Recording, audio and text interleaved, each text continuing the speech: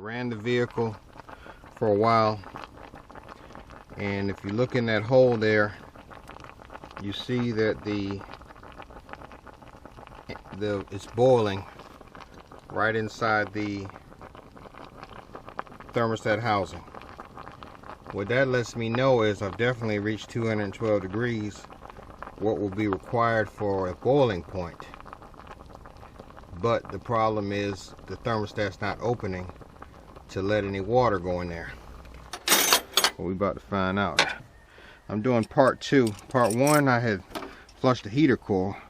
Part 2, I'm going to change the thermostat. And I want to go ahead and put this in, and then I'm going to test it. I might even do a part 3 where I'm going to put the thermostat into some boiling water and test it to make sure that it works. Alright, trying to make sure you guys can see this thing now.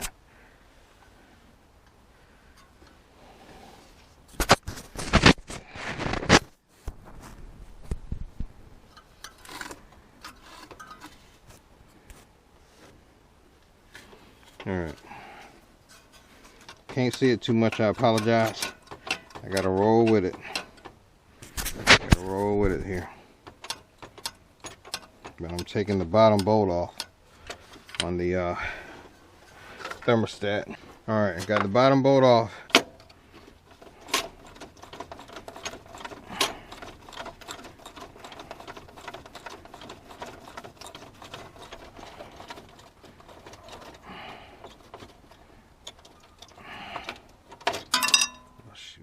Alright, so I got that off. Should come off. Just got to break it away from the motor block, I mean. And please try to remember, that's the top one. Oh, that's the top one. Don't let nothing fall away. That's the bottom one. Alright, so I got to break this away. Easily broke away. And there's the thermostat. The old rusty, dusty, messed up thermostat. So the first thing I'm gonna do is pop this. I'll pop that out of that hole. That's the first thing I'm gonna do. Set this old rusty, crusty thing to the side. And then I'm gonna take my scraper right here, and I'm gonna methodically scrape all that crap off. Alright, here's the other side of the housing for that right there. You just scrape that off too. Make sure you get all that off.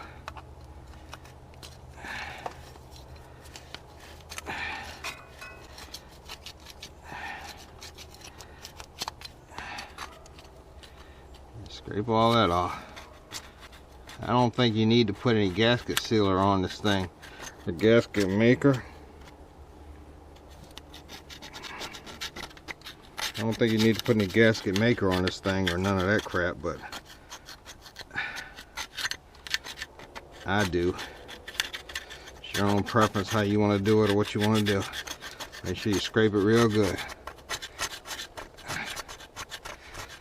Get all that stuff off of there so that gasket will sit up there. You don't want to have to do it twice. I mean, you'll have a new thermostat, but you have to buy a new gasket to be leaking. Still can't go nowhere. You dig what I'm saying? Alright. So it was dry. I wasn't getting nothing in that block. It was dry. Alright, so where's my old thermostat? Now what I'm gonna do, take the thermostat out,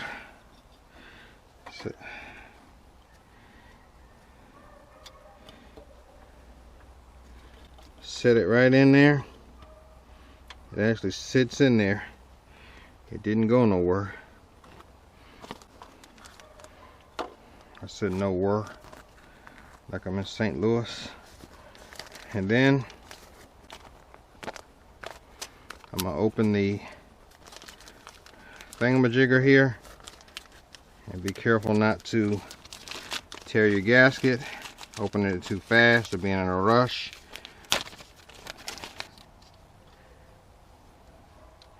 I'm gonna put this down in here, lower it down into the hole, and then I don't know if y'all can see that. I hope y'all can. When you lower it down into the hole like this, all I did was this.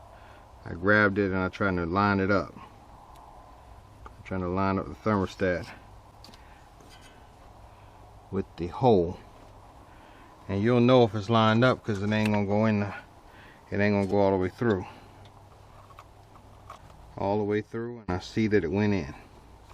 It went through the top hole. Right there.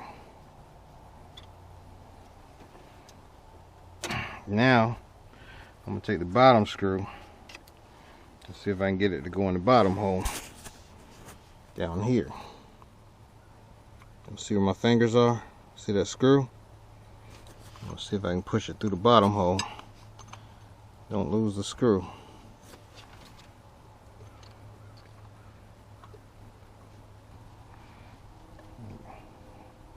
I'm just taking my hand now, tightening the bottom bolt, and then start tightening the top bolt. But the trick with this is you don't want to give one more, tighten one more than the other one. You know why? Because you'll crack the housing. All right, there we go. The wrench made life a little bit more easier.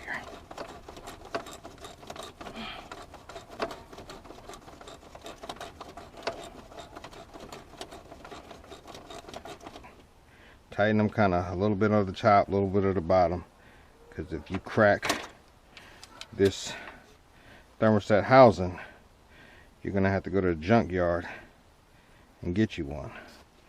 So I just kind of, I don't know what the torque specifications is, but I'm just gonna leave it at that.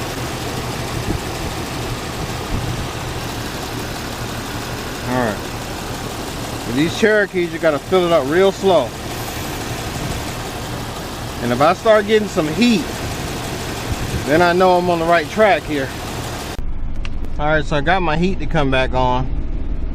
So now I do have a little bit of heat in here. So we found out that that's what that was. And my temperature gauge looks pretty good.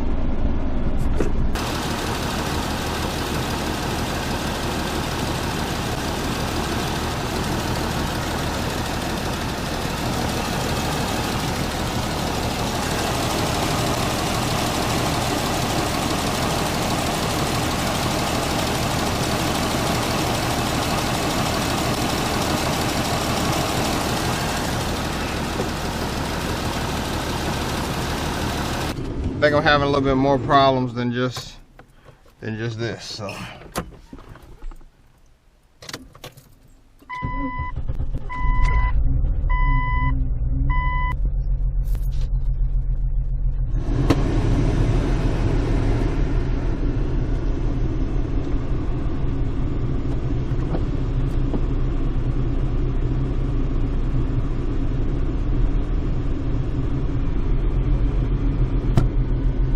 alright, y'all, so as you see, it's not overheating, so I